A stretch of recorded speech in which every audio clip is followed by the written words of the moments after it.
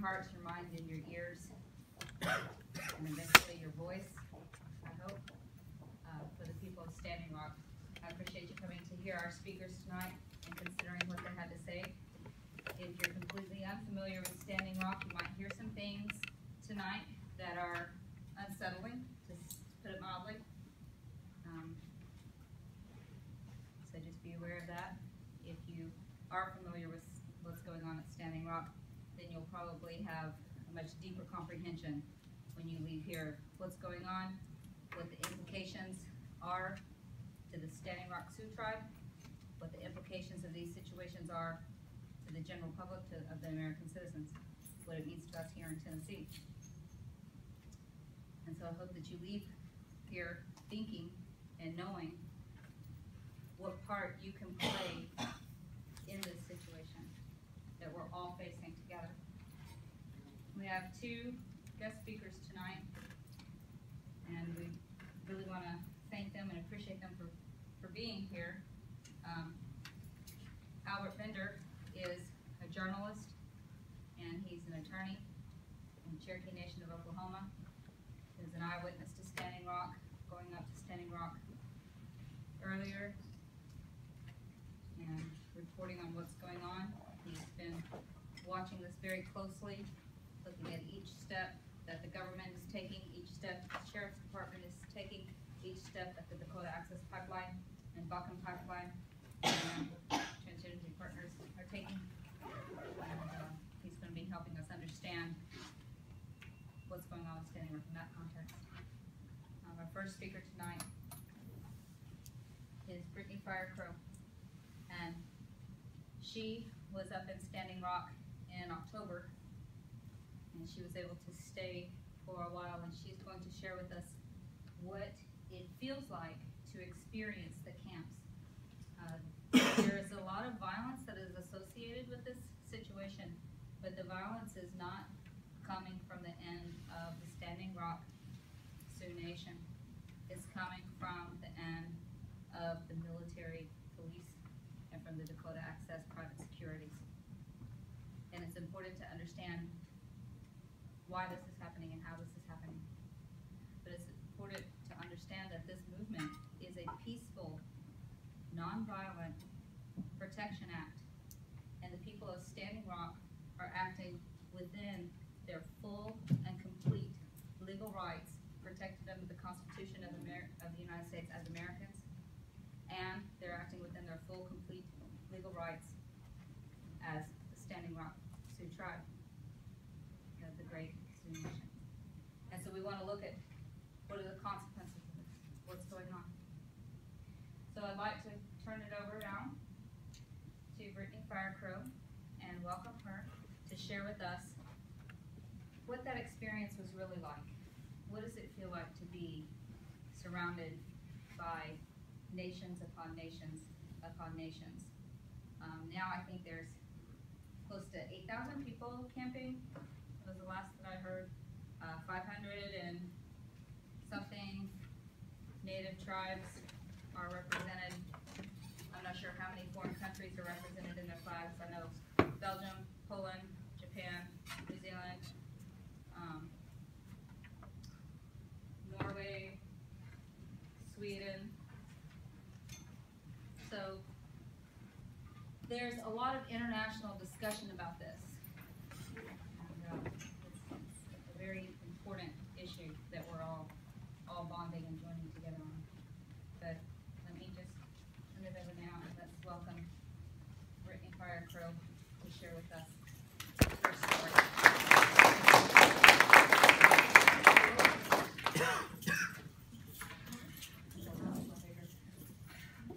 Hi, my name is Brittany Fire Crow. I'm here representing the Native American Indian Association as their new princess. And I'm Northern Cheyenne. I'm originally from Langeview, Montana, and I've been living here in Nashville for about, the first time I moved out here was about 14 years ago, and so I've been a Nashvilleian resident for on and off the past 14 years. But when we went out to Standing Rock, there was a lot of this like atmosphere of people telling us to be careful, to watch what's going on, and to be aware of like any kind of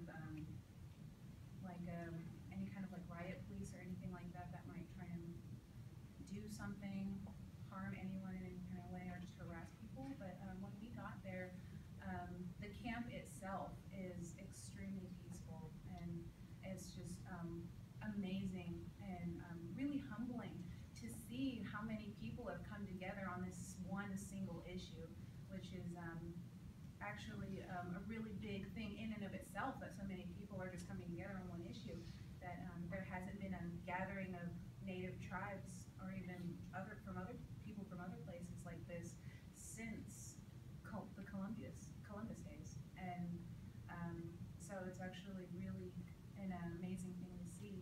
So many people feeling the same thing. And when you go into the campsite, there's flags that line the fences all the way to the entryway to the campsite.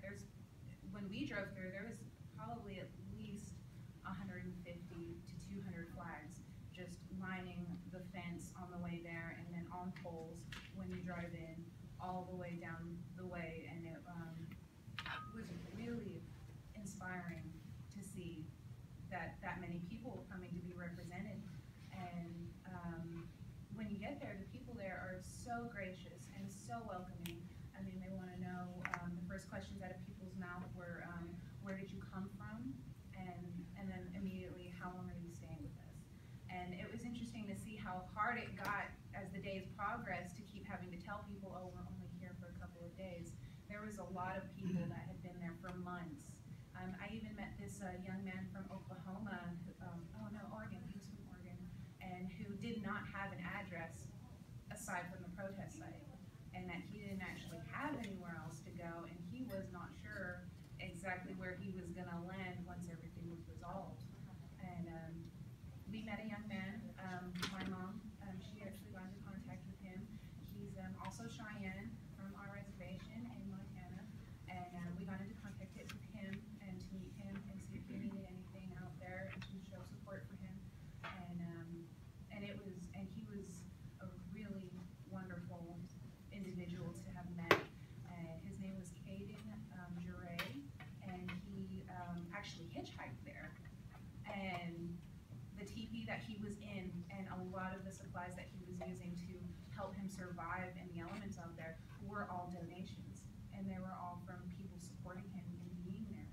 And which I thought was just awesome. And so of course we helped out, and we immediately asked him anything that he needed. And we got him a few things, and they were like tiny things. Like we found him a tent, a small tent for one of his friends that had come down and did not have anywhere else to stay, because I guess the people who had dropped him off had left the tent poles.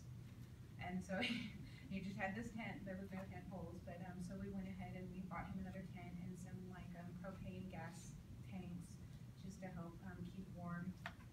And the way that how that works is, well, when they greet you, especially if you're like bringing in some kind of donations, which we did, that we had collected through the Native American Indian Association, and so that was what we took up there with us. And we asked them if there was any supplies that they needed, and we went to Kmart and bought, I think it was close to $500 worth of supplies for them, just to anything that they needed. And we asked them what exactly was the most important things on their list of things to have for the winter. And when we delivered them, they wanted us to speak out to the camp, because when you drive in, off to the right immediately, there's a place that you can tell that this where they gather to talk and to listen. There's a microphone stand there and an audio system all set up there, and there's also a kitchen there where they feed as many people as that they can. And it's really big, and it's the main donation site where you can drop things off and pick things up. And they were, because when we got there, it was starting to get cold, and it was getting really nippy, and they were just offering jackets. Like, do you need a jacket? Do you need food? Do you want to stay on site? Like, there was people like, we have a tent ready for you if you want to stay here. And it was just very humbling to be accepted that way. And we made a presentation to them, and basically told them that we were here from Tennessee, and that we had heard about what was going on, and that we wanted to show support and to bring any kind of good feelings and prayers with us, and to let other people know what was going on. Because there is just such a vast amount of people out there. I mean, I even met a documentation photographer. His name is Miko Toledo, and he was originally from Brazil, but he was living in London and had heard about Standing Rock through a small article in The Guardian, which is a newspaper out there. And he immediately applied for a documentation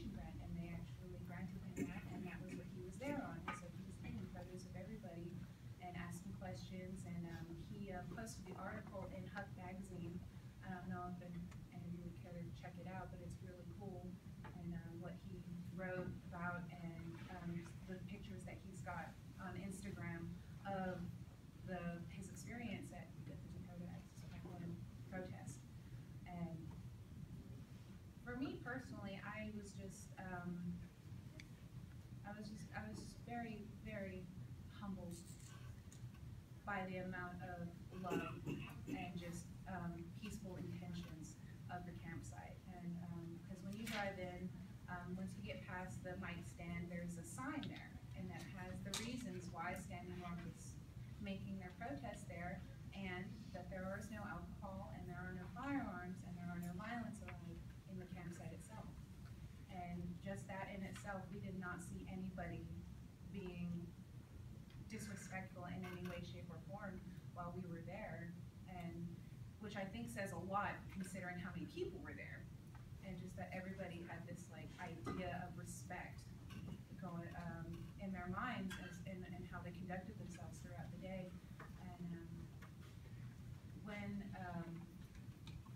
we brought their donations, the donations to the campsite itself, the woman that we left it all to, I think her name was Joanna, that her sense of perseverance and dedication to that cause was just really awe-inspiring, and just in how many people that were coming around and how much she had so much welcoming energy for so many people, and she was actually the main one there. And she definitely was carrying a heavy cap on her head, essentially, because she was the one that was at the center of it all and keeping track of all the donations that were coming in and the donations that were going out, and plus she was cooking for everybody. And she told me that she'd been there for 8 months, and basically from the beginning, and she was planning on staying throughout the winter, and that was what they were starting to ask for, was winter type things, winter type donations for Standing Rock. But when you go in past that sign with everything that Standing Rock stands for and the reasons why they're doing what they're doing, there's another post there. And it's a post that people started tagging where they came from.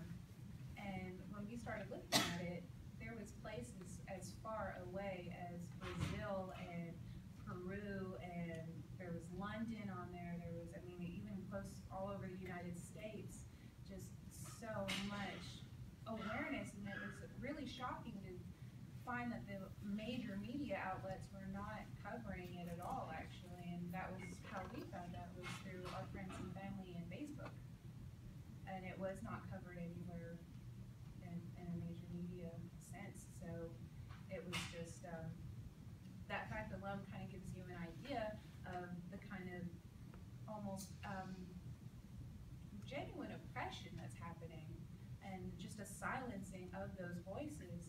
And it's a very simple thing, just that, you know, water is life is what they're trying to say.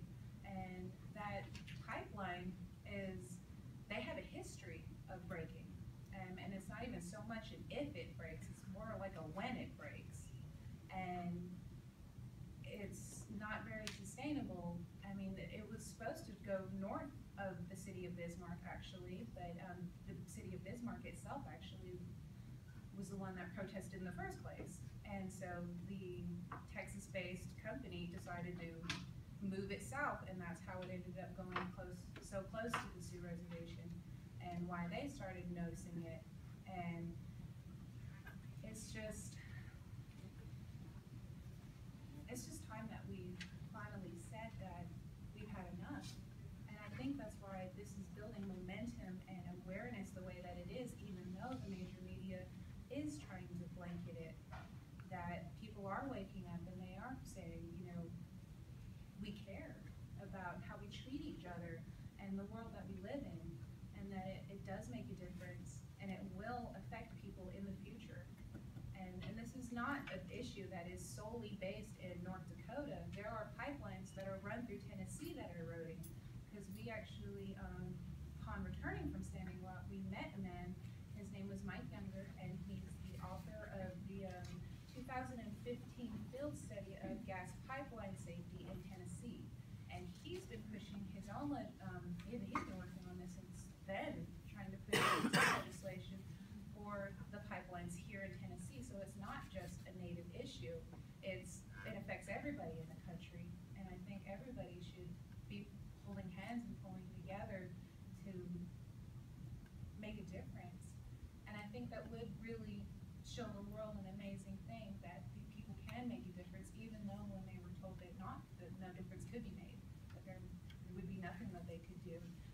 that is the ultimate message of the Dakota Access Pipeline Project, that those people don't matter as much as the money that they're going to make.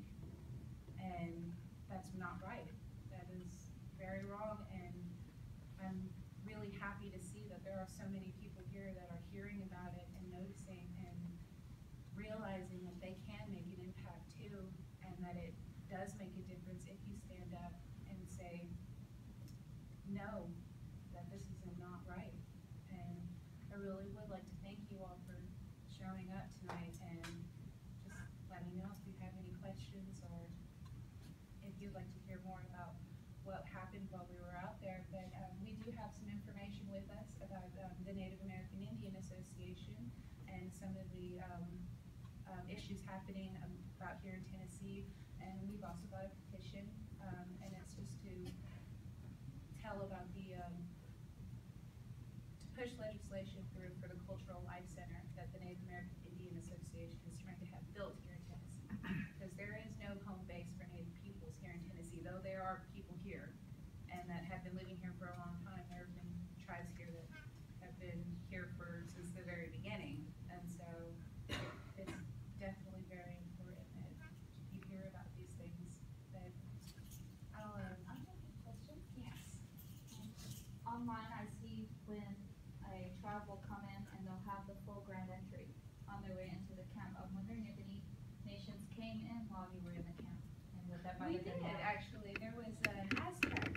The Aztec tribes from New Mexico came in, and that was actually very beautiful. I don't know if any of you have seen the way the Aztec people dance, but it is an amazing thing to see. Their headdresses are like 4-foot-long feathers, and it's just gorgeous, and the amount of colorful, just beautiful feathers and the regalia that they have. And I don't know if anyone knows that, but the regalia that Native people wear, this is all Northern Cheyenne regalia. This is from where I'm from, and it really does tell a story of where we come from and what our tribes are.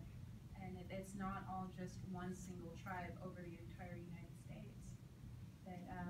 That was actually very beautiful to see, and it wasn't just them that showed up. There was another reservation that had come in. I want to say that they were from Oklahoma, and that they were fighting their own pipeline on their own reservation, but it had not received the same kind of snowball effect that the Dakota Access Pipeline had received, and so that they were coming out there asking for support from them. And I thought that was amazing, that it's happening all over the country and in other places of the world, that they're realizing that this is not good, and that it does need to change, and that it might not be the easy fixed road, but that we're ready for that, and we're ready to try harder for a better day. And thank you for your question. Does anyone else have any questions for me?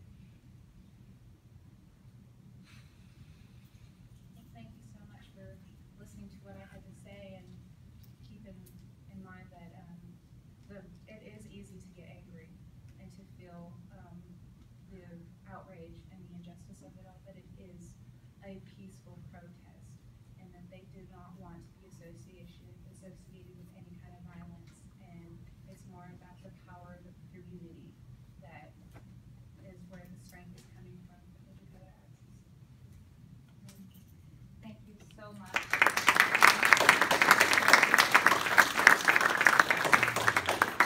And thank you for coming. And she has needs information on the Native American Indian Association. If you would like to come and get one of those when you're done. And then here's the petition, and if it's okay, I'm going to put the petition right here on the corner. And if you're interested in signing, be sure to sign this petition on your way out the door. And I really thank you for sharing what it was like in that environment and the camps and the daily life, because I think it's important that we understand that these people are living in this way for their traditions and their culture and their people. Something I want to say about the area where they're at Cannonball River, there's a ceremonial place. It's called Cannonball River because, and this is where the sacred stone camp is. It's called Cannonball because the stones in the river are round, perfectly round, and they're shaped by the river in that way. And that's a ceremonial site, and it's a sacred site. It's where they go to teach the younger people about their ceremonies, where they go to have ceremonies with the people who are coming in to their societies. It's a very sacred land, and Albert's probably going to talk a little bit more about what's going on with the sacred land. But these people have been using that exact land and that water since time immemorial. We need to recognize that it's important to keep the cultures and the land respected as one, because in the native ways of thinking, we don't think in disparities, we don't think in that duality. We think that we are the water. You know, our wombs are the same chemical makeup as the ocean is, from womb to womb to womb to womb to womb to womb to womb. And that water is sacred. That water is life. It's important to think about. So thank you so much for speaking on that. And before we go, I want to thank Intercultural and Diversity Affairs. Daniel Green is with us today, and I just want to appreciate him because he has sponsored this event. And I want to ask you to really want to thank you for giving us the opportunity to come together and share in this way. Our next speaker is Albert Bender. Albert Bender is a Cherokee journalist, and he's an attorney, and he's been up to Standing Rock as well. He's going to share his experiences of what he has seen. And he's been following the legal side of what's going on and the legal implications. And he was teaching me even more today about something that went on last night, and I'm baffled. So I want you, as you go into this section of this evening, I want you to keep in mind what you just learned. I want you to keep in your heart and in your feelings what you were just experiencing. I want to ask you to be aware of your thoughts and your feelings and your emotions, and keep with that message with you as you hear this next part. Okay. Albert, thank you for coming. I really appreciate your time today. Okay, my pleasure.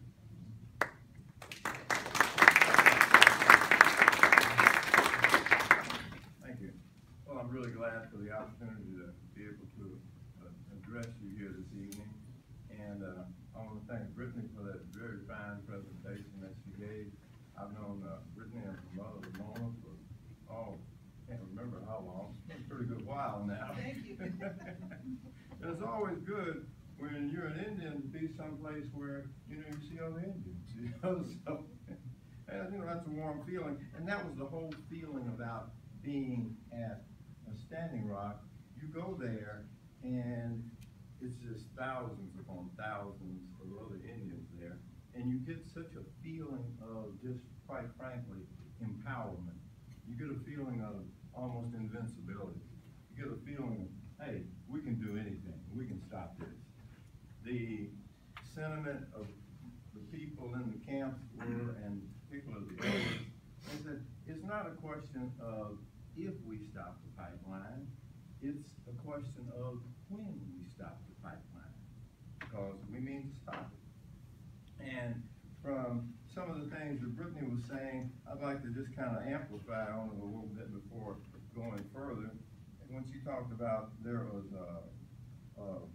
camp was so peaceful and everything, that was true. The camps are very peaceful and nonviolent.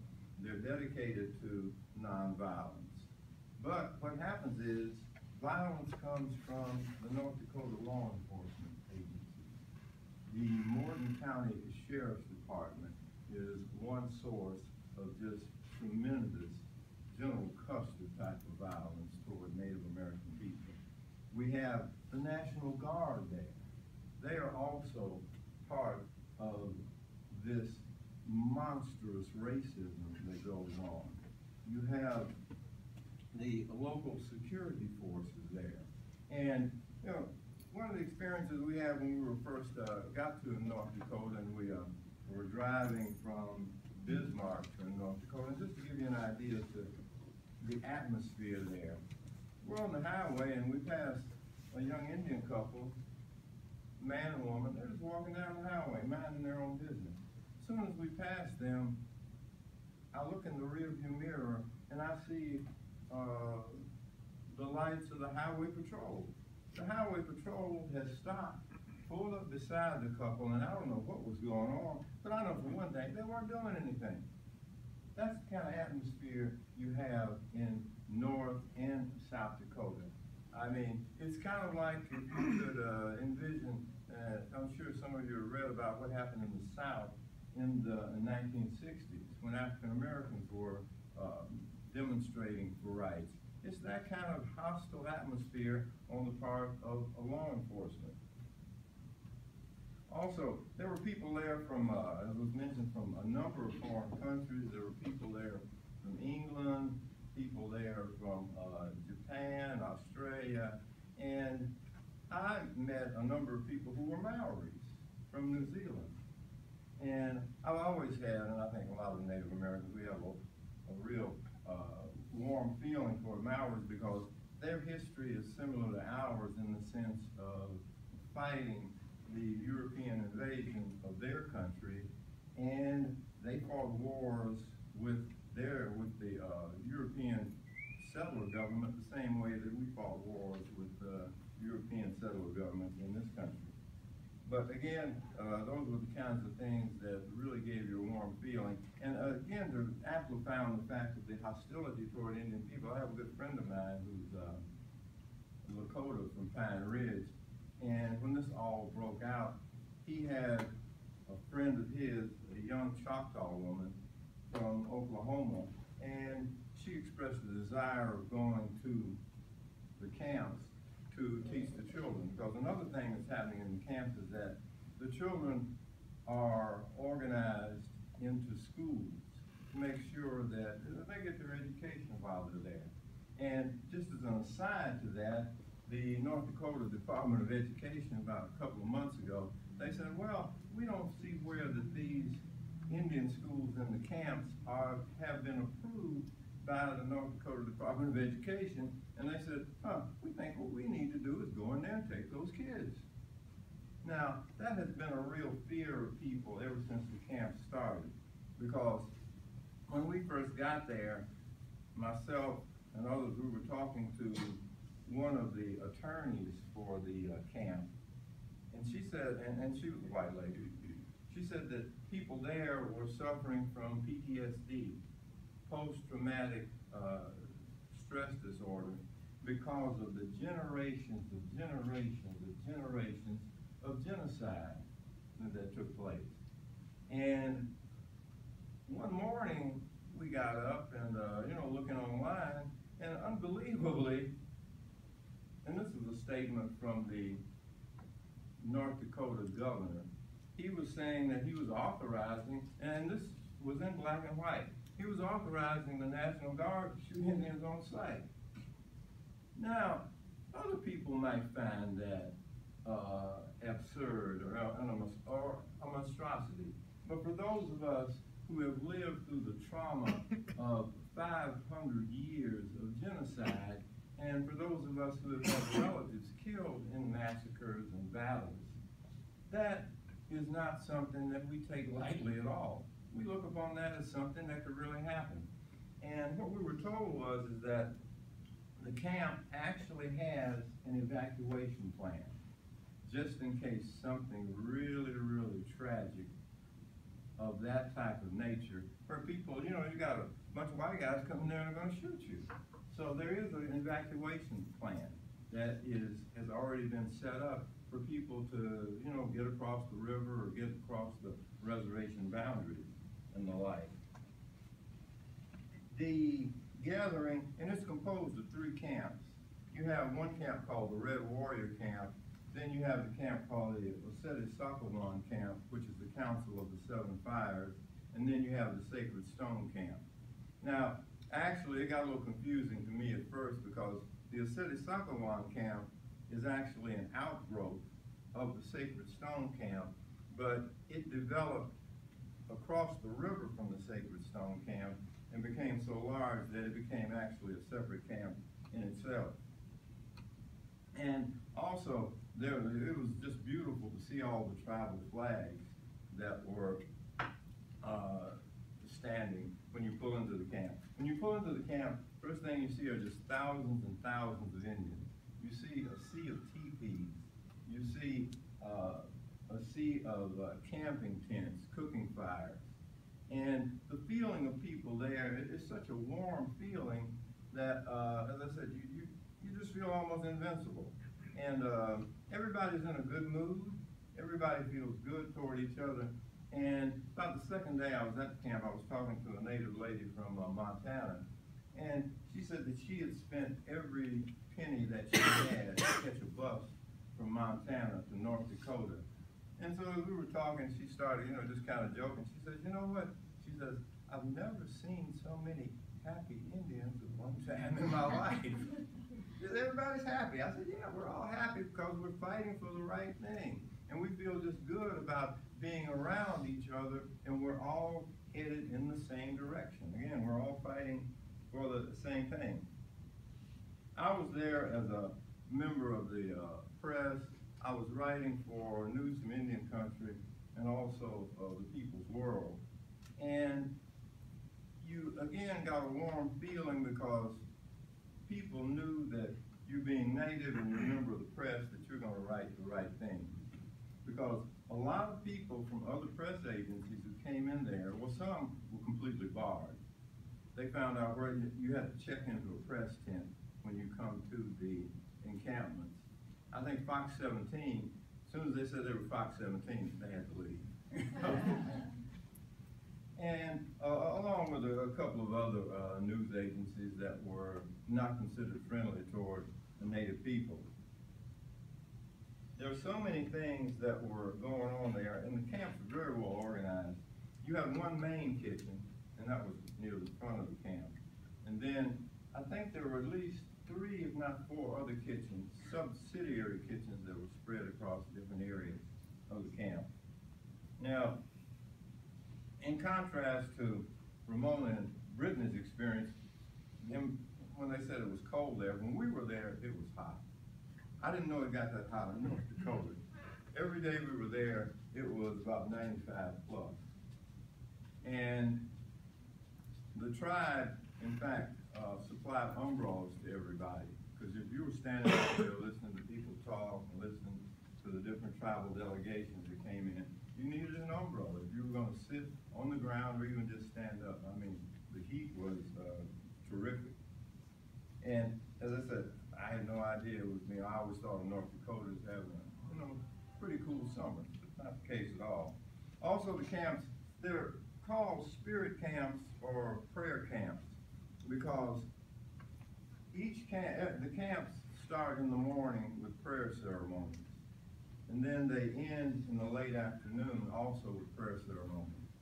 And in between that time, you generally would have tribal delegations coming from tribes all across the country. And that's what would happen in the afternoon, from about, say 1 o'clock to about dark, I would say. But when we were there, also, there were protest marches every day. Because where NoDAPL had put its last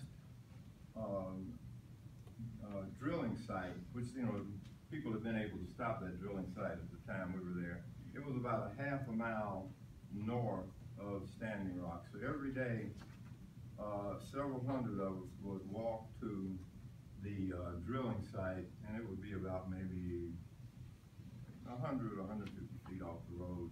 And there would be prayer ceremonies held there, and everybody would speak, different leaders from the different tribes and so forth. One thing is that this protest or movement was kept so quiet by the national media that I found out about it actually just by happenstance, just by accident. I was at another Native meeting, I guess it was about the middle of August, and a friend of mine comes up to me and he says, Albert, have you heard about what's happening in Standing Rock now? Happening in Standing Rock? He said, yeah, they're blockading a pipeline. I said, they are? So I went online and found out about it, And I thought to myself, I said, well, the irony of it is somebody else is telling me about this, and myself, I'm supposed to be the news guy. I'm supposed to know Indian news, but I hadn't even heard anything about it. But that just goes to show you the depth of the draconian measures that the national media took to keep this out of the public eye. In fact, a lot of natives call it keeping us behind the buckskin curtain. And the buckskin curtain is a term that actually comes from Indians in Canada. But a million things can happen in Indian country, but never make the news. One is, in this case, they don't want the national government and the oil companies which basically control the media, they don't want it making news because they don't want us to get support. But we've been able to break through the buckskin curtain on this one. The other thing is that we had a protest also that were going to Bismarck, which is the capital of North Dakota. And several hundred of us went there in like a motorcade, I guess about 80 or 90 cars. And we had to go through the police roadblocks and the like. Police were very cordial at that time. You know, the women, Native women got out and actually gave the policemen water.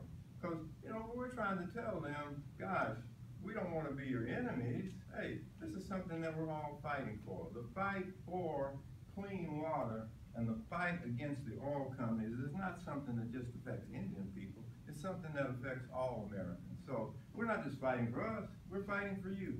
We're fighting for each and every one of you.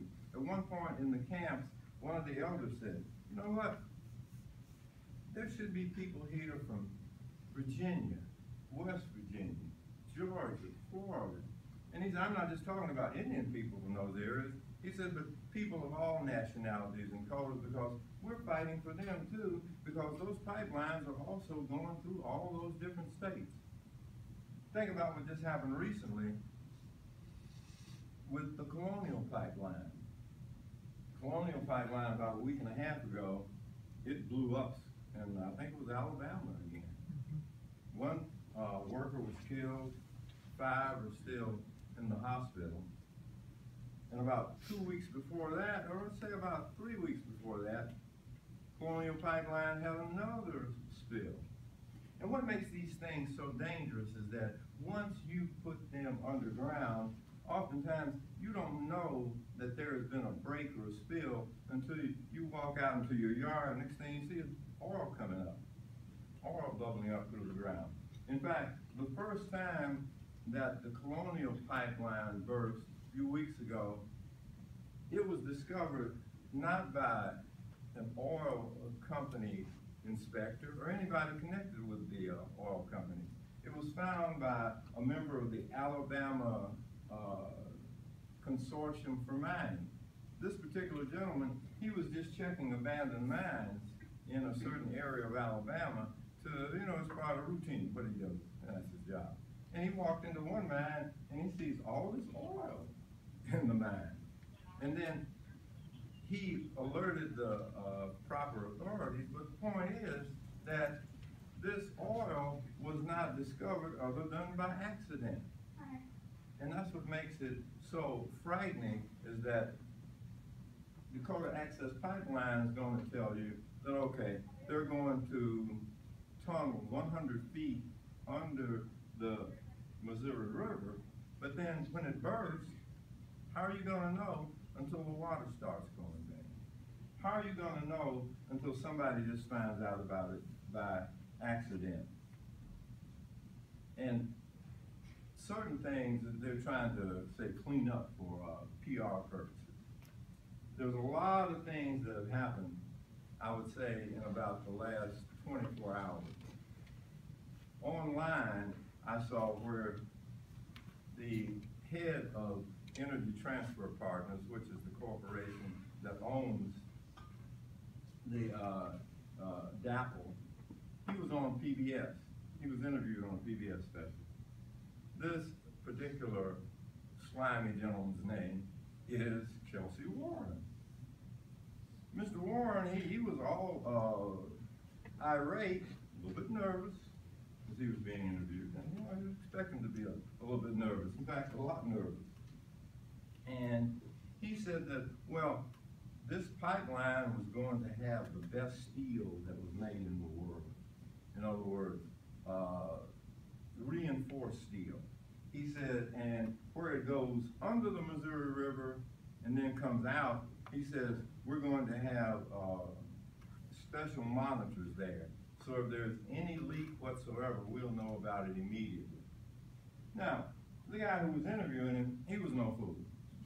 He was very to the point of giving him giving him very good questions.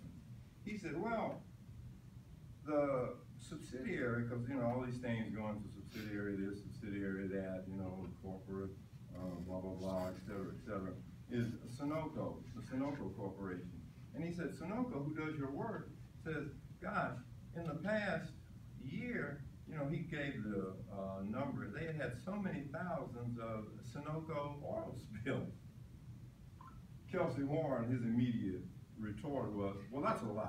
Those are all just lies. I thought, you know, he protests too much. And then in this particular interview, he said that they had filed suit against the Army Corps of Engineers, and that the suit was stating that they had already fulfilled all their legal requirements, and all they had to do was to set the drill up and start going under the Missouri River.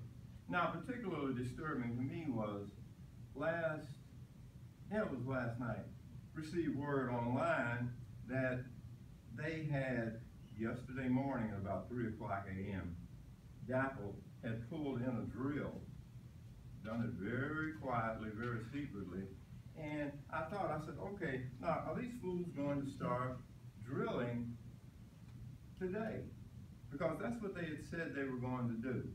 And I've used some, you know, I like to get these things, headlines off online and kind of bring them here for people to look like. It says, Dateline, Dakota pipeline operator to defy Obama and push on the final phase of drilling, which was like about a few days ago, DAPL said that they were going to tunnel under the Missouri River whether they got an easement from Obama or not. I thought to myself, who the heck's in charge here? Is Obama the president of the country, or is Kelsey Warren president? And to this day, I still don't really know who's in charge. But I'll tell you one thing, Obama, as far as I'm concerned, he's not doing his job.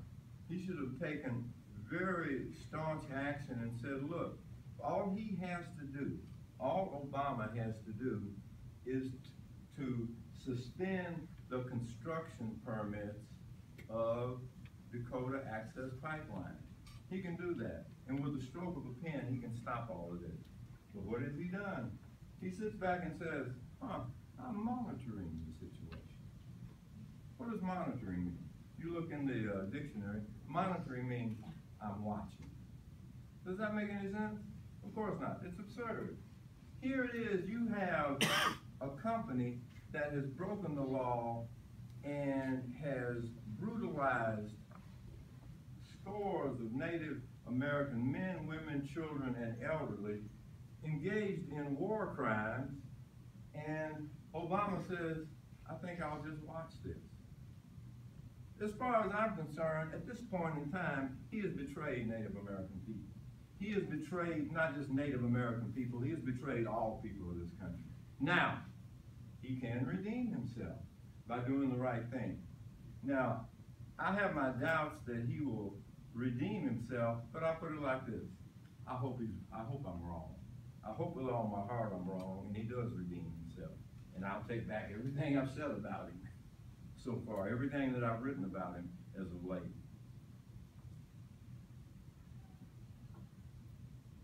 In the meantime, this matter goes on and has gone to the courts. Now, let me explain a couple of things about the courts. I don't trust the courts. at the protest encampments, and this has been the term that's been used for some time, Native American people, we refer to the court system as the courts of the conqueror, which means that you don't expect on a normal basis to get any justice, and you don't. The courts so far in this DAPL controversy, they have again and again and again ruled against Native American people. Standing Rock Sioux Tribe, Cheyenne River Sioux Tribe, Yankton Sioux, they have all filed lawsuits against DAPL asserting or alleging that their equipment has destroyed ancient burial sites, has destroyed ancient artifacts. Took this matter to court. What did the court say? We don't find enough evidence. That enough evidence has been presented for us to rule in favor of the tribe. Now, let me explain something else to you about the law. The law in so many instances is so ambiguous that a judge can, anytime they want, find legal precedent or legal authority to hang his or her hat on.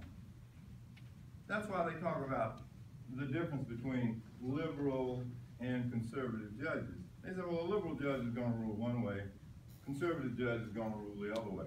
Wait a minute, where's the law?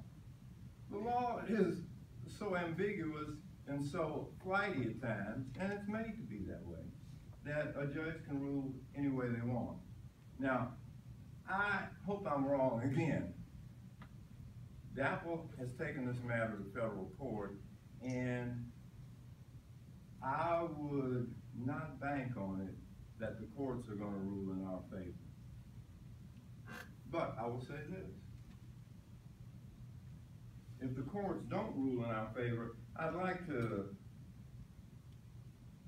refer back to a statement from Bernie Sanders when he was running for candidacy of the Democratic Party.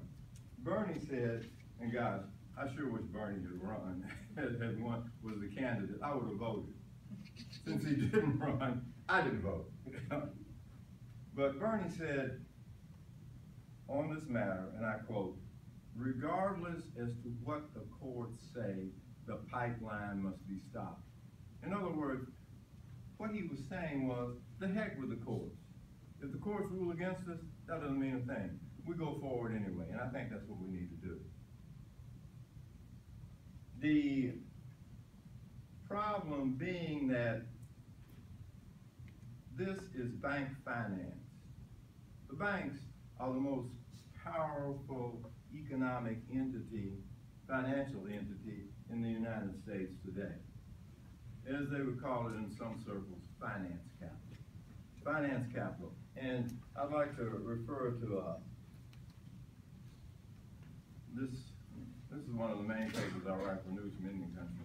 And what they did was they did some research on this in there for the September issue, and it says, who's banking against the Sioux? This is a list of all the banks, both domestic and foreign, that have put money into the Dakota Access Pipeline. A couple of days ago, I was at a demonstration against Wells Fargo. Here's Wells Fargo. They have invested $476 million. Similarly, other banks all up and down this line, they've invested hundreds of millions of dollars to the total tune of, I guess they've got $8 billion invested in this. Question is, will Obama stand up to the banks? That's a lot of economic power to stand up against. He can, if he's got the courage. I sure hope he does. The other thing is the war crimes that are being committed against Native American people in North Dakota. And as I was sitting back there, I thought maybe I'd written this large enough for everybody to see, but I know I'm sitting in the back and I just got a new pair of glasses. I still couldn't see, still couldn't really make it out. But let me just read it to you real quick.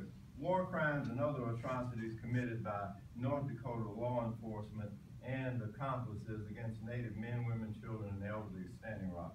Now these first three, or first four, that I haven't read, those are war crimes. Those are crimes that are prohibited by the United Nations Conventions on Torture. The first one here is hooding. This is what happened in Iraq in 2003. U.S. military, they put hoods over the heads of the detainees at Abu Ghraib. Then they waterboarded them. Now, we have received substantial information that Native people who have been hooded have been waterboarded. And this third one here is particularly heinous. Young Native females are strip searched and held naked in cold jail cells and harassed by male guards. Now, that has been verified beyond a doubt. This is outrageous. How can this country allow this to happen? How can Obama allow this to happen? Number 4, zip-tied in contorted positions for hours. You know, it's like being hog-tied. I guess that's what, what it would amount to. And people are left in those positions for hours. That is clearly torture. People are beaten with nightsticks, shot with rubber bullets that can maim or kill, and I always thought that rubber bullets would just sting you or something like this. But in looking into it further, I found that rubber bullets can actually kill you. And if they don't kill you, they can actually maim you to the point of where you are permanently injured. They were first used in Northern Ireland, and some of the people who were shot with rubber bullets there actually sustained permanent blindness. And also, they've been shooting horses with rubber bullets, and the horses that are shot with rubber bullets, a number of them had to be put down, and these are horses that Standing Rock Sioux people ride. This number 7 here is held in dog kennels. The sheriff of Morton County has said that, well, there's so many people being arrested, they don't have facilities to incarcerate them all. So what they did was they put people in dog kennels. And then they put tarpaulins over the tops of the dog kennels so that people couldn't even see out while they're in there. Plus the dog kennels, obviously, and this has also been in the news, don't have any furniture or any bathroom facilities. This is inhuman. People are pepper sprayed, tear gas. Numbers are put on the arms of detainees as in Nazi death camps. These racist dogs are fascists. They are Nazi stormtroopers. They are the type of brown shirts that Hitler appealed to in the 1930s and 40s. This number 11 here, sound cannons and sound grenades. Now that's something new to me. I've been in a number of demonstrations over the years where a number of those other things were used, but sound cannons, I really don't know how that works, but apparently it's considered something very hazardous. And sound grenades, again, as I said, they're considered very, very heinous. Again, and I end this war crimes list with Obama must take immediate action. But what is the so-called president doing? He's monitoring the situation. The statement before he said he was monitoring the situation, he said that, well, I want to see it play out for a few weeks and see where it goes. What the heck? Has he lost his ever-loving mind? No, he hasn't lost his mind. His pockets are filled with oil money. He needs to get that oil money out of his pockets so he can get out of the hip pocket of back oil and do what he's supposed to do and protect the rights of Native American people. He's acting like we're not even citizens of the country anymore.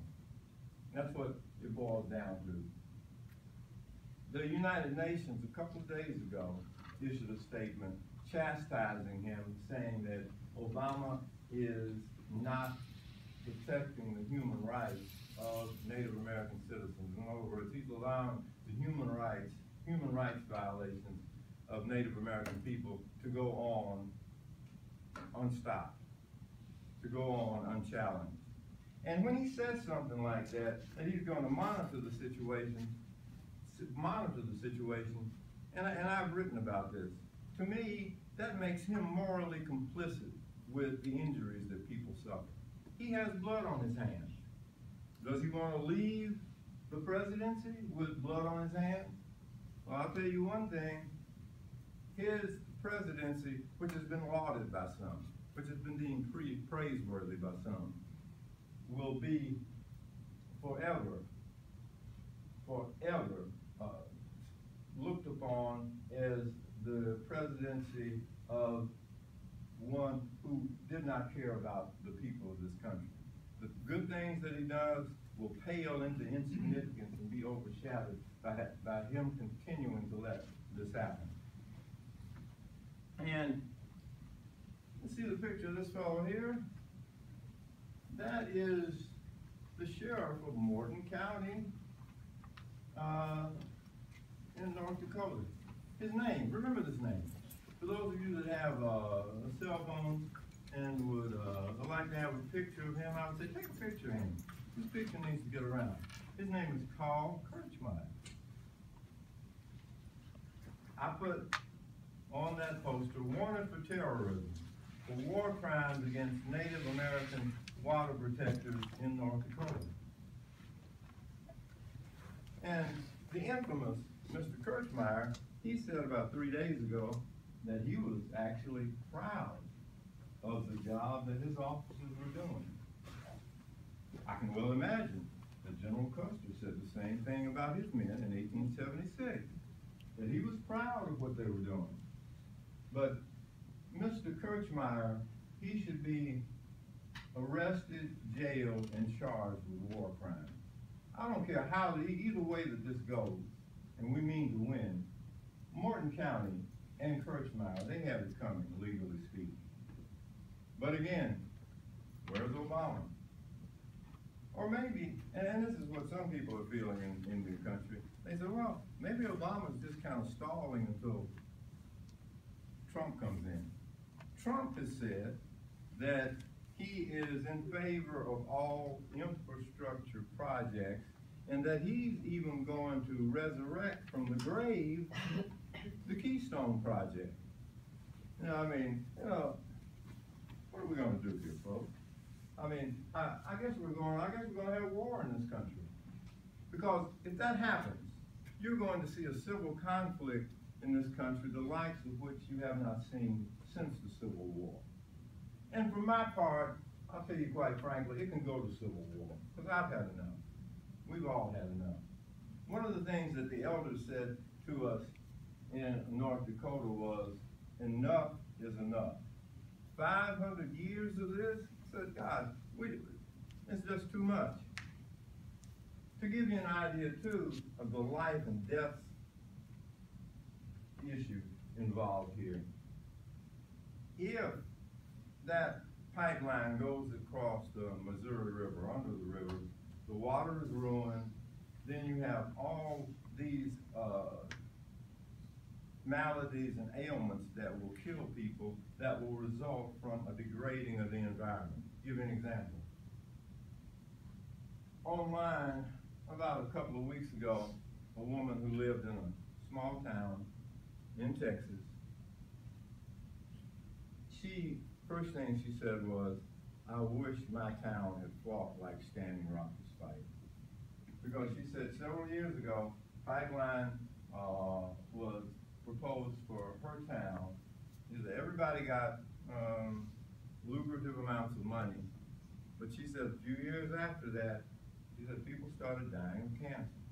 She said right now, 89 children in her town have life-threatening cancer.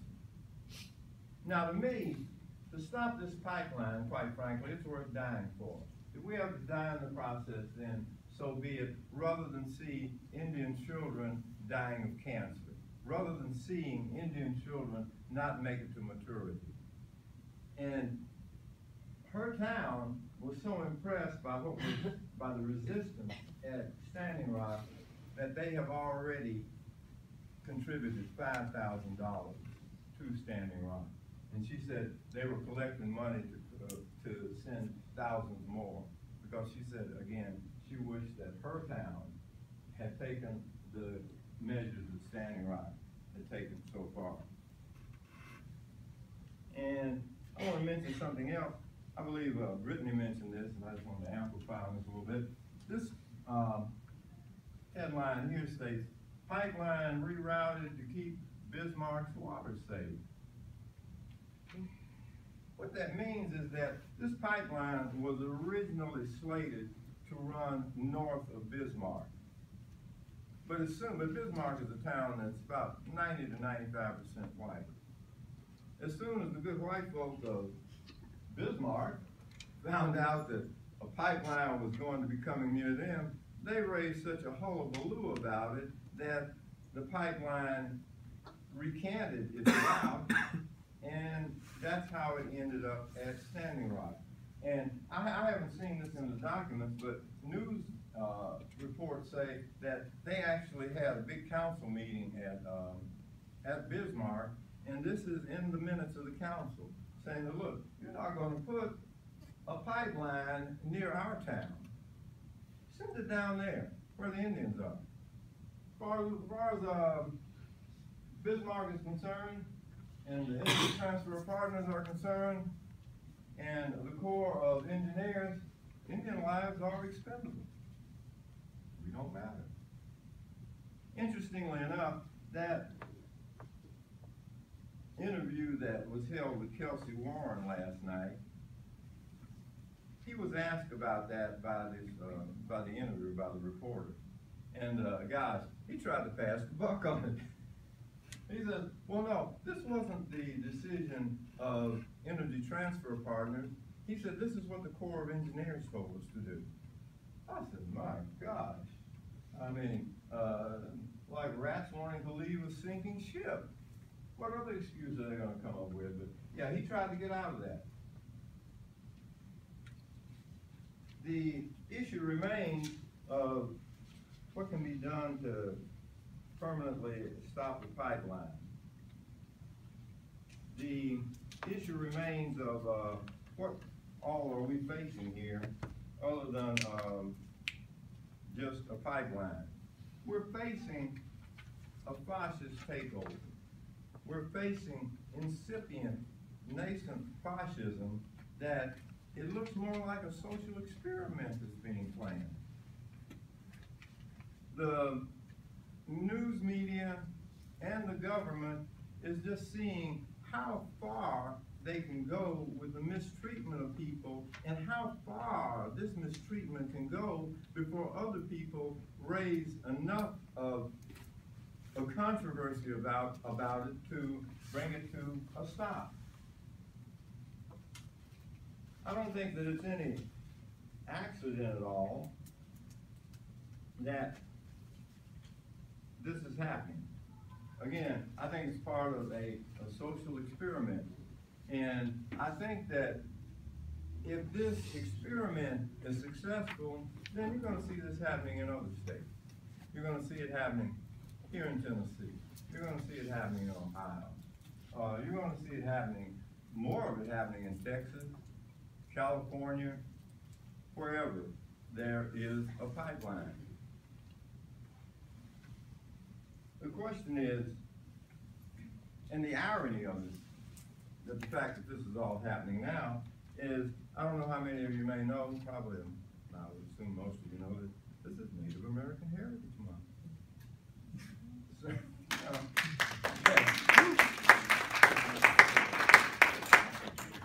and considering that it's Native American Heritage Month, hey, give us a break. Golly, gosh, you know. Don't kill us in Native American Heritage Month. That's what's on tap. Looking at the disparity in terms of the way justice is administered in this country. Just a few weeks, well, it's been a couple of weeks ago, those guys, white guys, who were part of that, members of that armed militia that took over the federal building at the Malheur Wildlife Reserve in Oregon, they were all found not guilty. Now, I really have to read the minutes of how the jury reached that. How can you get guns, go to a federal building, hold federal employees hostage, and then you've committed no crime. I mean, to me, it's ludicrous. It's beyond the imagination. And I would think, of course, it had to be an all-white jury. Now, again, looking at it from the legal standpoint, we have to really, really watch this, because any day now, there could be a decision from the federal court stating that DAPL is in the right. Because see, what they're asking the federal court to do, or what they're asserting to the federal court, is that they don't need an easement now because they've already been given an easement in fact. That they don't need an easement because they were led on by the federal government. Now, in law, there's what is called the equity argument. The equity argument states that if a person does wrong, but even though they do wrong and they're led to do wrong by another person, and they put enough effort into doing wrong, but you know they have good intentions, then they're allowed to continue. And the courts could say, well, why don't we just let them continue with this pipeline? And then what the Corps of Engineers said a couple of days ago was, okay, if they continue with the pipeline, then they will be subject to fines. And they will also be subject to legal action. Fines, DAPL will pay the fines. They'll gladly pay the fines. They're going to make billions upon billions of dollars. They can afford to pay a fine. And that's why the whole structure of everything now, with this matter being in court, leaves me extremely, extremely uneasy. Because with you already in front of federal court judges, which have not seemed to be of a nature to be sympathetic to Indian causes, or in fact to be hostile toward Native American causes, then you're going to go into court on that. And then also the fact that the Corps of Engineers by themselves, they don't have the people power to stop DAPL from going across the Missouri River. They have to delegate that power to local authorities, or they could bring federal troops in.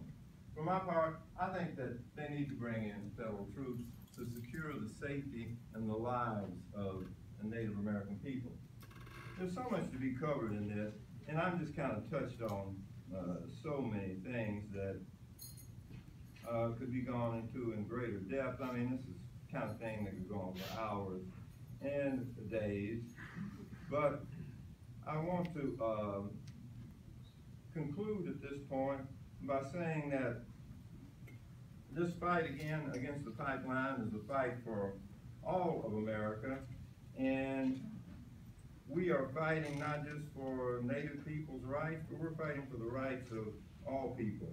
And also, this is a violation of the treaties that have been made with Native American people. And in conclusion, I would hope that all of you would be interested enough in terms of what I've said to get involved in one way or the other. There's so many things you can do, organizing rallies, organizing donations to send to Standing Rock. But above all, there must be a loud voice. There must be a loud voice that rings out, that can be heard all the way to the White House, that says, Obama, take action now. With that, I end my presentation. What else?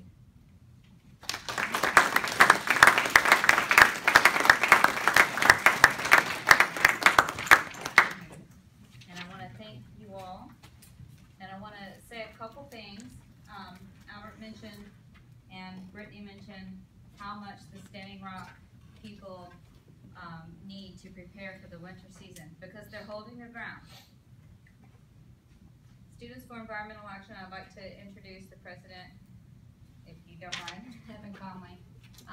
They will be collecting donations that will be able to be sent up there if anyone would like to donate to them. The winter new very, very warm clothing. We're talking about sleeping bags and whatnot that's certified for, you know, negative 30 degrees and below. Very cold. Whatever you feel in your heart, you can contact them, and you can get it to them. Is your next meeting on Monday, the 21st at what, 7:30 in BAS South 213. South 213.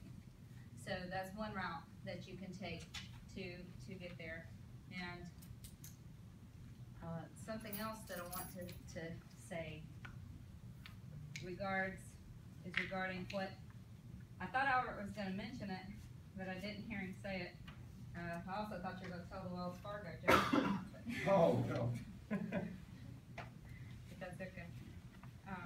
Well, I can't tell the Wells Fargo joke real quick. Please, You know. please, Yeah. because it's When we were demonstrating out in front of Wells Fargo, today is Thursday, it was Tuesday, I was speaking to a group, and I said, well, with Obama stating that he is going to monitor the situation, I said that would be the same as Wells Fargo that we're standing in front of being robbed, and the cops pull up, instead of stopping the robbers, they just look into the window and say, we're going to monitor this situation.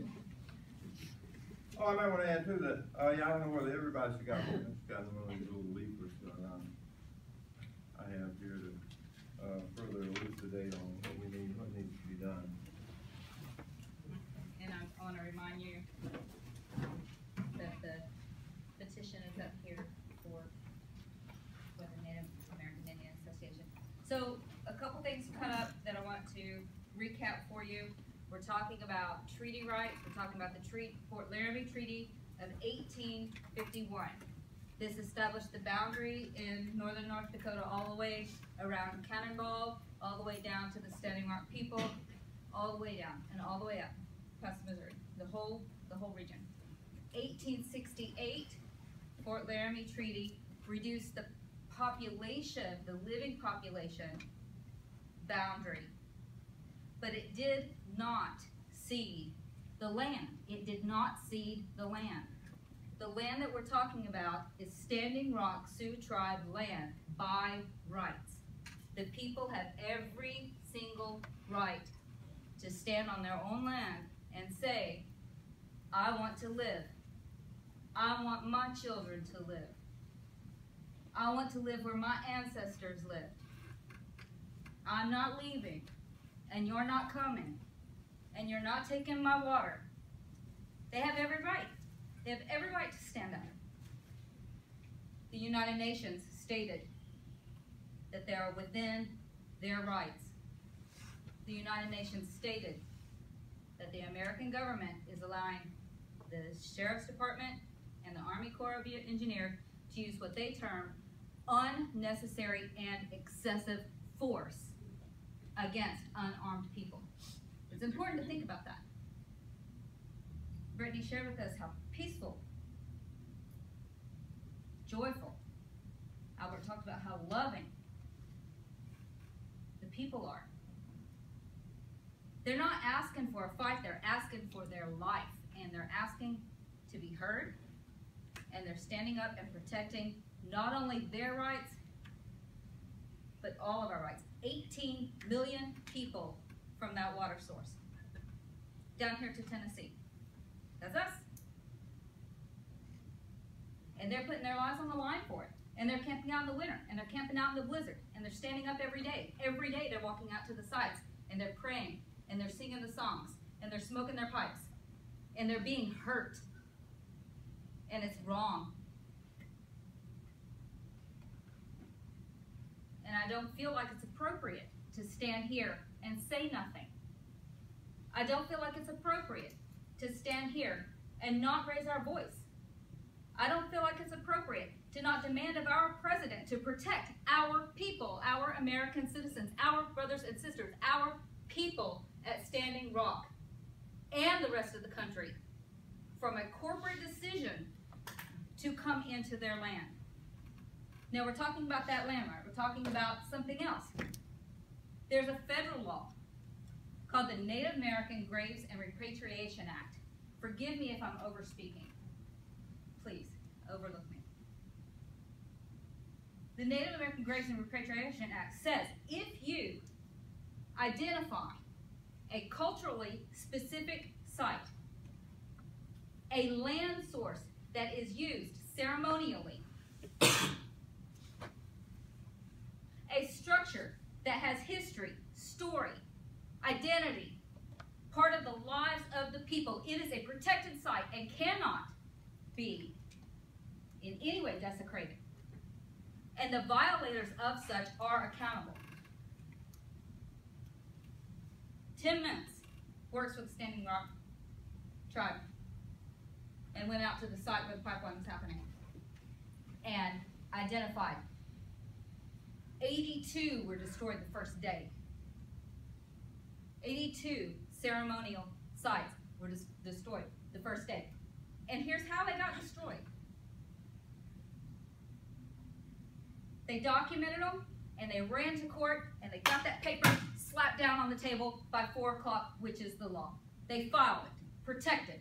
It's filed. It's in the courts. Can't touch it. So overnight, the Dakota Access Pipeline went and got the bulldozers and the cranes and moved them across the river to that site. And at 6 o'clock in the morning, began bulldozing the sacred sites down. And the people went out to stop them. They were not attacking the construction workers. They were saying, this is where I have my ceremony. This is where my society has ceremony, and I become part of that society right there. Now, everybody has the right to choose their own way of belief, but nobody has the right to choose someone else's belief or to deny somebody the right to choose their own belief. Whether you agree with it or not, you don't have that right. The Standing Rock Sioux tribe had the right to their belief, and if that's their ceremonial ground, that's their ceremonial ground. That's it. Tim Mintz identified some of the most sacred sites up there where there's only one, maybe, in the whole state of North Dakota. And maybe there's not another one in America like it. It's that ancient and it's that specific to their clan, their ancestors, their society, and it's still being used today. Some of these graves were not graves from way back when. I was watching it one morning. By noon, I had to quit. 86 graves that day. 86 sites that day. By noon. And I was sitting there watching this video of this woman, and she was live streaming it. And she was saying, see that tree right there where the bulldozer's getting close to it? That's where my auntie's buried. And right beside her is her sister.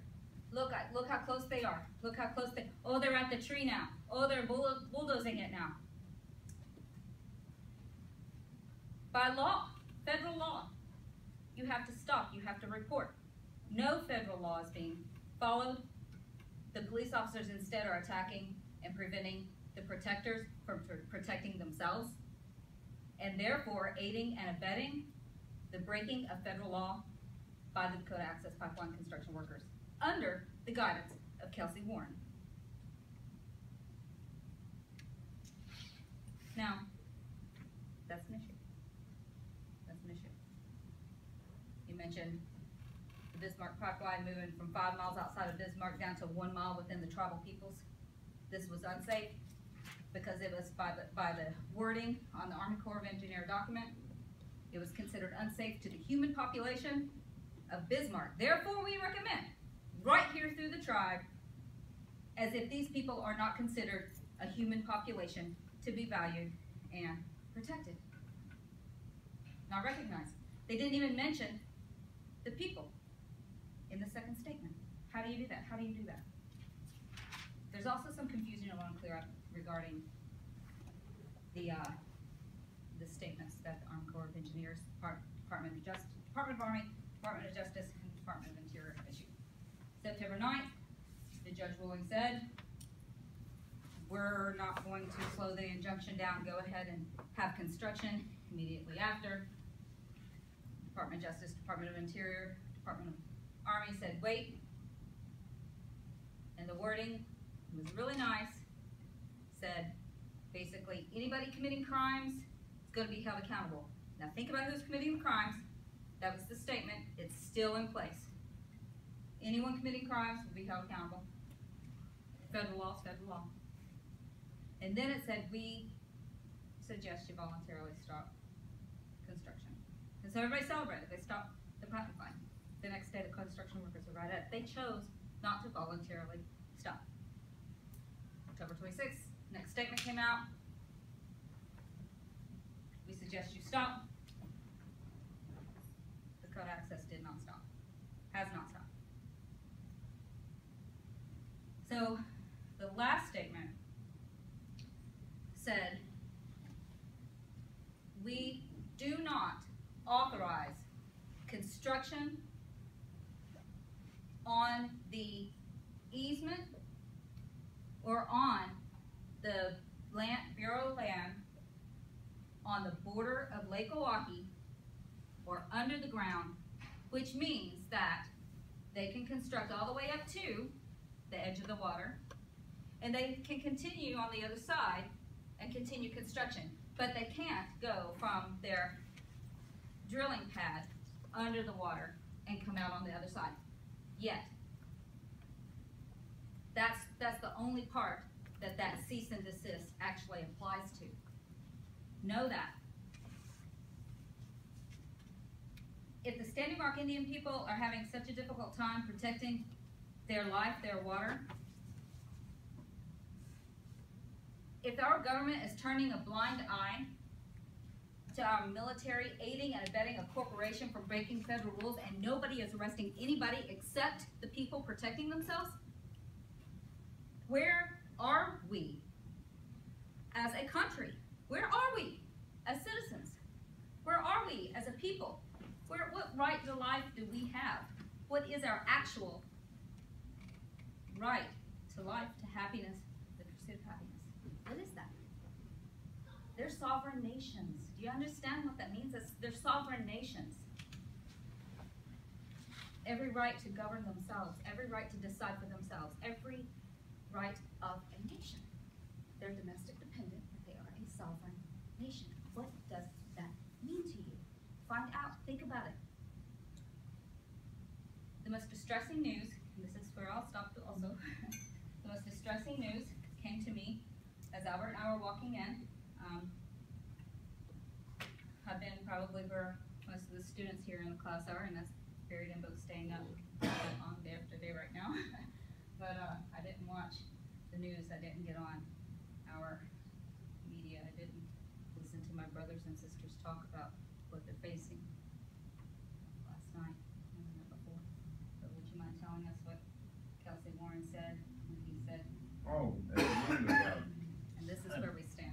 At the end of this interview, the reporter asked Kelsey Warren, said, well, what do you see is going to happen in terms of the pipeline with these delays and so forth and so on? He said, and he just very defiantly said, the pipeline will be built, period. So he's saying in effect that he's in charge again. And he's saying in effect that the courts are going to give us what we want, and that regardless as to what happens, he said the pipeline will be built. But I'll say this, I think that if they try to, people still need to be there, and for those of us who can go back to there, need to do that, and we need to be there in the thousands again. And I've even made some reflection on this, that if they want to continue to use force against us, then we have a right to use force in our self-defense. And just so it won't look like that we're going out on a tangent or going jumping the gun, so to speak, or anything, I think that the Standing Rock Sioux people, Standing Rock government, should authorize the tribal police to stop DAPL if they try to go across the river in violation of the law. And by the same token that North Dakota law enforcement has asked for law enforcement officers from other states, I think that the Standing Rock Sioux Nation should ask for tribal officers from other tribes in other states to come there and help. Because this is a matter of, It's a hard call, isn't it? yeah, it's a hard call, but I'll put it like this. It might be the only call. I actually did have something to mention about this. We went to a meeting with the Senator Jim Cooper November 10th, and we met the guy, young man named Mike Younger, who I was mentioning that he was looking at the pipelines here in Tennessee, and they are eroding here in Tennessee. This is not just something that's happening in North Dakota. This is here, and that these pipelines are dangerous, and that they look like they're about to break, like blow on it and it would break. They're so badly eroded. But that was his concerns and his issues. But and when the Dakota Access Pipeline started, he kind of rolled together for him, and he actually went up there already with a truckload of stuff that to donate for them, and he's still gathering more things to donate. I guess he's going to make another trip, I think. Senator Cooper? No, this was Mike Younger. Mike Younger. But we met with Senator Jim Cooper on November 10th, just last week, to talk to him about giving his support for a letter that stated that Tennessee needs better regulations on these pipelines, and that they need someone out there to look at them, and they need to be fixed, is basically what he was asking. And if he would show some kind of support for the Dakota Access Pipeline. And it was, like, for me, it was a huge slap in the face to sit there across the table from the senator, and he's looking me directly in the eye, and he is saying, human atrocities happen all over the country every single day. And his temperament, I mean, he didn't actually say, but his tone made it very clear that we were being silly for thinking that we were special. Or, I mean, just that level of, well, it happens every day. And he just wanted to, and he basically said that he was less than interested in the subject of what was going on in North Dakota, because it was out of his jurisdiction and out of his area. I guess he's for Davidson County, but it was very shocking and very immediate that he was just, and he didn't want to help at all. And he was like, I don't even want to sign this paper. And he wouldn't. He basically said, I've done everything that I could for Tennessee, and as far as North Dakota is concerned, it's beyond where where my concern is. And that was the end of that meeting. My comment would be, he's a racist dog. It was pretty awful to hear and have him actually say that, oh, well, human atrocities happen all over the country every day. I mean, that was word for word what he told us. But they're not happening like that every day. They're not happening to other people. He quoted the prisons. That's what he brought up. He was like, they happen all the time, all over the country, every single day, in prisons all over the United States. He mentioned Black Lives Matter, and it was just the lack of concern that he had for any of the topics that we were trying to bring up to him was just really sad. And obviously, again, it's not happening to other people the way it's happening to us. Obviously. I mean, he has no feelings for what we're talking about. And he might as well, to me, he's supposed to be a Democrat, right? Yeah, I think he so. sounds like a Yeah. Republican. He sounds like Trump. Albert, let me ask you one question. Yeah. Us both being scholars of Indian law. Why don't we just arrest them and try them on the reservation? Well, I'll put it like that. I don't really have any problem with someone doing that. The only thing is with the disparity in justice, in the justice system, I wonder if we would be found not guilty the way those guys were in Oregon found not guilty. Yeah, but you're going, well, what has been all Indian guilt? Yeah. I can answer that question. The reason why they can't do that is because jurisdiction-wise, on the sovereign nation, they cannot arrest white people. They only have jurisdiction. You over violate the law on the Indians. reservation, it does not matter who you are. No, they don't. You can be arrested No, on the you reservation. cannot be arrested if you're not native. Well, I'll put it like this. You can't legally be arrested. No. Yeah, and that's what Ramon is saying. You can't legally arrest. But let me give you an example. And I was just reading this recently, going to the Indians in the Amazon. They had a similar problem. But they are, I won't say they're more traditional than Indians here, but they tend to go more so to taking direct action. And they did exactly what you said. It was people from the Brazilian utilities company came down there and said, we're going to block the rivers and put oil in the river. And they took them all hostage and held them hostage until they got what they wanted. I know that we're running a little bit over, but I want to emphasize this right here. What are the Native people doing? They're not being passive. Don't mistake that. This is not passive. They're very active. The Chanupa, the pipe ceremony, that is a sacred ceremony.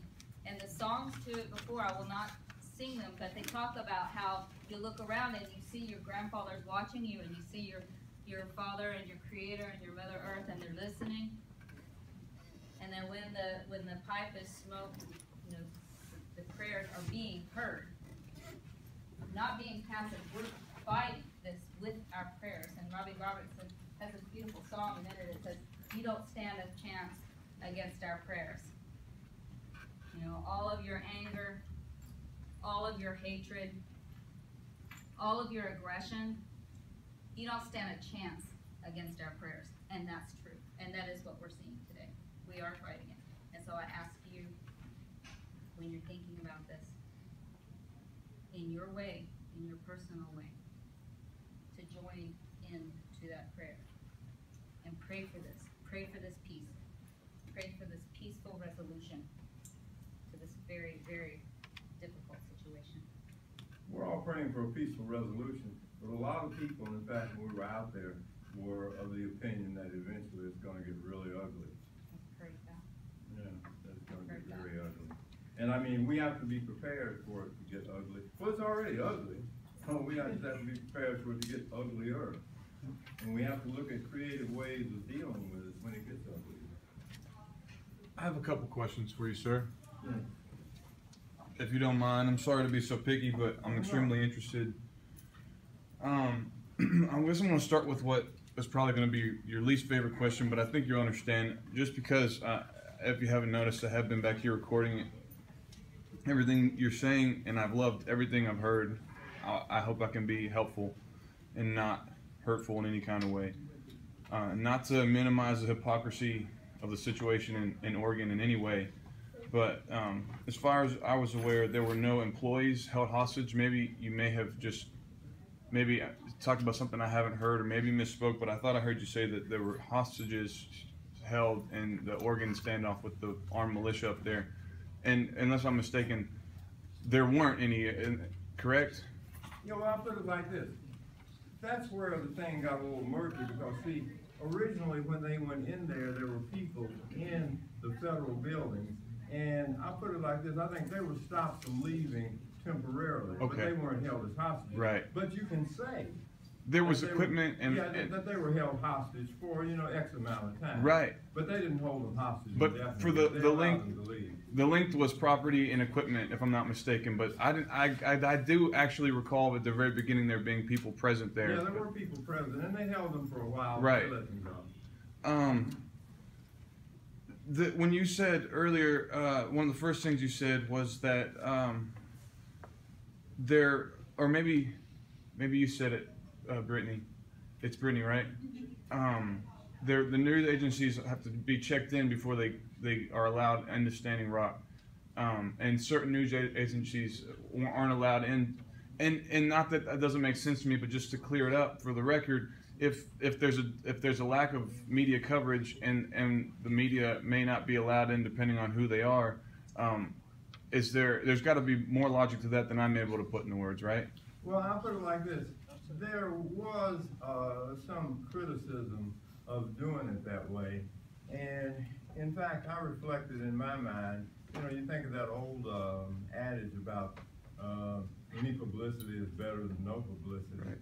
So I think that that's something that really needed to be thought over further. But see, understand this, that all of this that's taking place is under the direction of the Standing Rock Sioux tribe.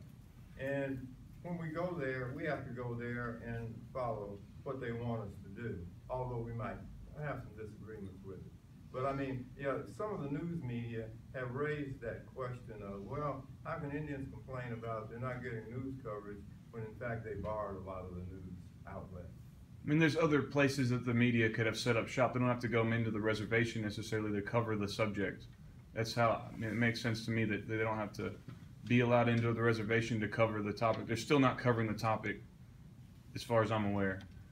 Well, They're not. They're a lot better than it was. Although it's still not getting the coverage that it should. If they are, it's in a different, from a different paradigm, right? It's that the protectors are the aggressors as opposed to. MSNBC Lawrence O'Donnell has covered it on 3 different occasions, and he has reported it as accurately as the mainstream media has gotten to this date. In your opinion, would we be here right now were it not for Amy Goodman's work with Democracy Now? Amy Goodman definitely did a great deal of help. She kind of broke open the whole thing to a nation, to the mainstream. As far as that's when I started to notice. I mean, country for months and months and months and months and months and months and months. I'm sorry. Could you say that last part one more time? I didn't hear. It's been reported in Native country for a long time. That's another question I have. You said in August. What, are they not reading the newspapers? What, are they not right. contacting the Native reporters and saying, can I interview you? Can I listen, Albert? Would you like? I'm CBS. Can I interview you and talk right. about your experience, and then I'll cover it? No, they're not doing that. You said in August you heard about it for the first time at an unrelated meeting. Yeah. Was that around the middle of August? August 2015 or August 2016? August 2016. Okay. Mm-hmm. And my last question, or I have 2 more. I'm sorry.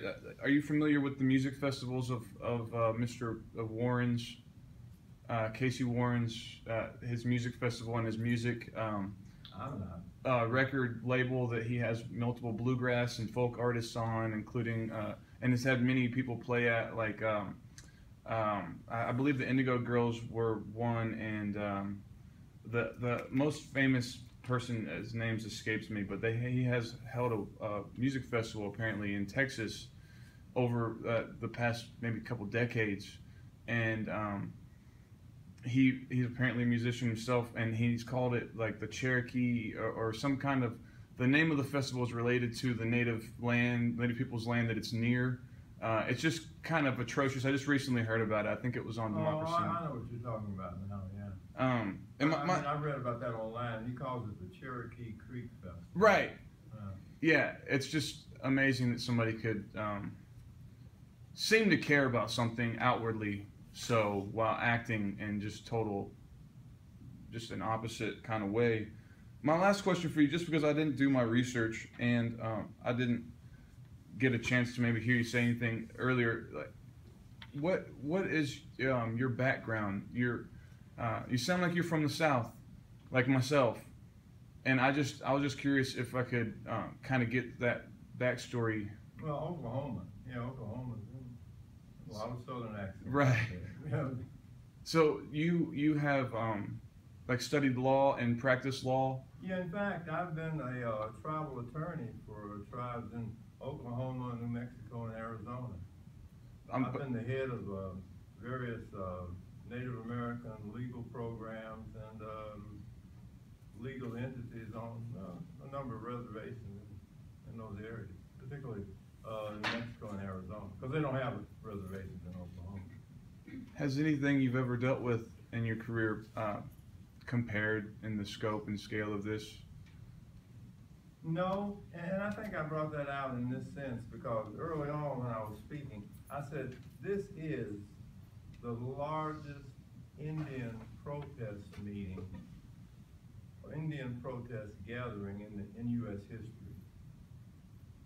When you have 8,000 people to gather and protest or be protectors for, as the water protectors are. Now you've had large gatherings of Native Americans in, say, the 18th and 19th centuries, but those weren't protest gatherings as such. Like at the Battle of the Little Bighorn, people weren't protesting, they were there to fight. I'm sure that there's just an unfathomable amount of information I'm ignorant to. I'm told that my background, when people ask me what I am, my parents have told me that there's Cherokee and Native American in my blood. And I actually recently have been listening to some people, different speakers online, talk about African Americans and their disconnect from their history in a lot of cases, causing psychological or PTSD, some kind of trauma. I mean, I understand that's a weird thing to say, but for me, it just clicked like last week, maybe the week before. Oh my goodness, if there's any actual Native American Indian in my blood, I know so very little about. I mean, I just know like the folk stories that every kid hears in public schools. I've celebrated Thanksgiving with my family for 28 years now, and I don't even have any idea, I'm sure, about most of the history of the Native people of America. The reason why that is because our culturally, like historically speaking, it has been oppressed. Like my grandmother, she was born not a U.S. citizen because Native peoples were not considered U.S. citizens until the 20s. And so she was not a U.S. citizen. She grew up speaking Cheyenne, and they put her in a boarding school and told her she could not speak Cheyenne, and any kind of cultural heritage or traditions they tried to stomp out. And so it's interesting now because there's kind of almost this like mix mash and weirdness of traditions and Catholicism at the same time. Mm-hmm. But it's been forced on people. And so, and it's not something that you can just find in a book somewhere, or you can just type in online and read about it. It's an oral history. It's things that have been passed down from each generation to each generation. And I mean, even me, I've been raised the same kind of way in that weird half zone of partly traditional and partly with, the church. And so it's a very strange line to walk. I mean, because my grandmother, she's very much a very religious person, and she's a very spiritual person, but it's a double-sided coin there. On the one hand, she goes to church every single Sunday, but at the same time, she's been in the Sundance more than once, and she's gone and she's fasted at one of our sacred sites in South Dakota, Bear Butte, and she's done that multiple times as well. And so it's just, it's kind of you have to be standing at the right place at the right time with the right older person who knows. And because that's how I learned everything, was her telling me things. And it would be over like while she's making eggs in the morning.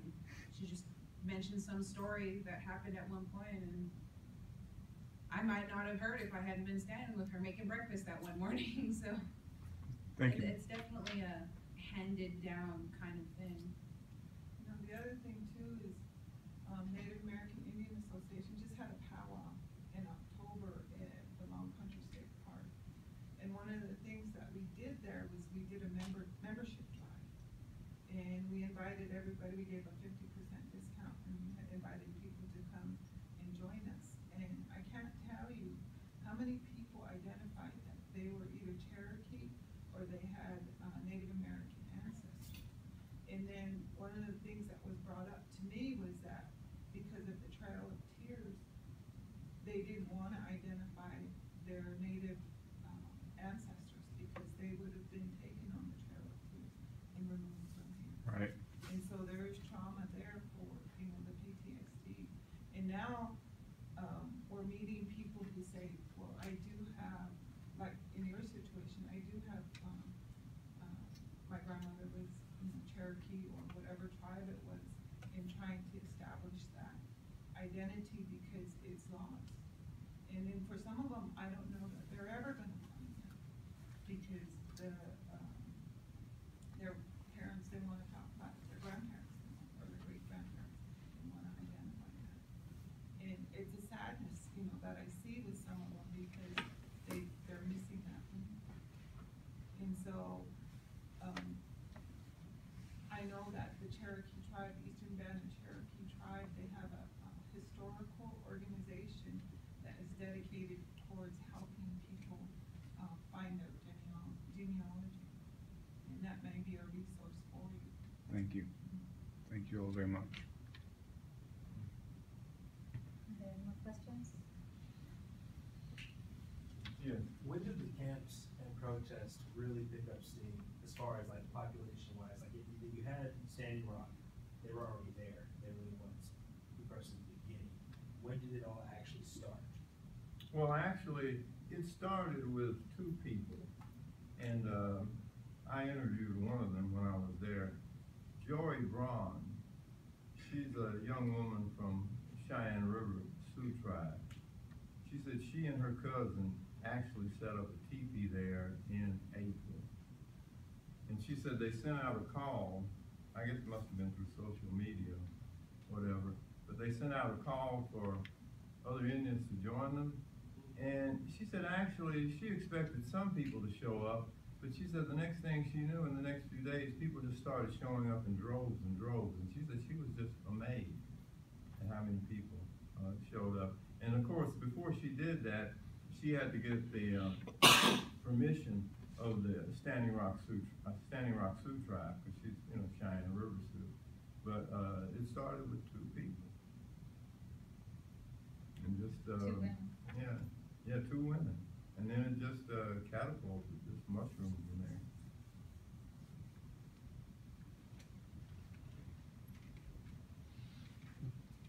I want to thank our vendor, I want to thank Brittany Fire Crow, I want to thank Ramona, and I want to thank Mouse for being here.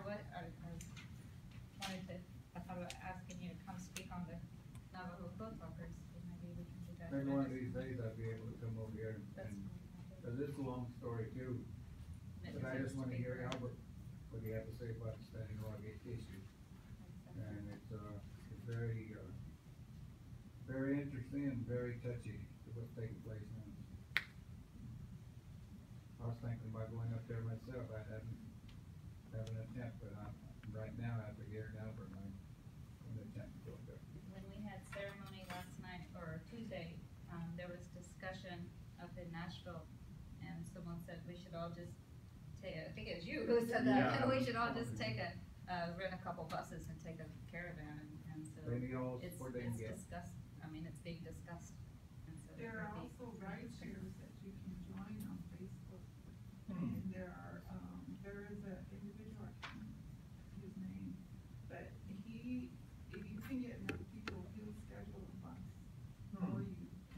And I don't know, it's like $140 or something like that to go up there and from that, and they'll pick a bus up there for you. But there are, if you put into Facebook, Standing Rock ride shares, there's ride shares that come from Asheville, come from there. We were amazed when we went up there. We met a lot of people from Tennessee.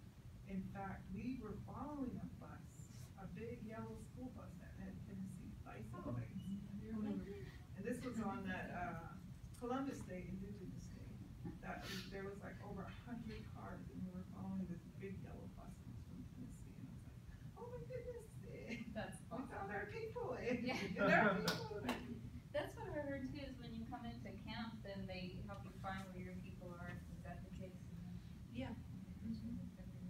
They're just so You welcome. can hear everybody's songs. I'm Yeah, I looking didn't forward to know being that. there. Ride shares or whether me and Melanie would like to go back. I also talked to Deacon, he's trying to go back. Jeremy. Well, I want to thank you all. I want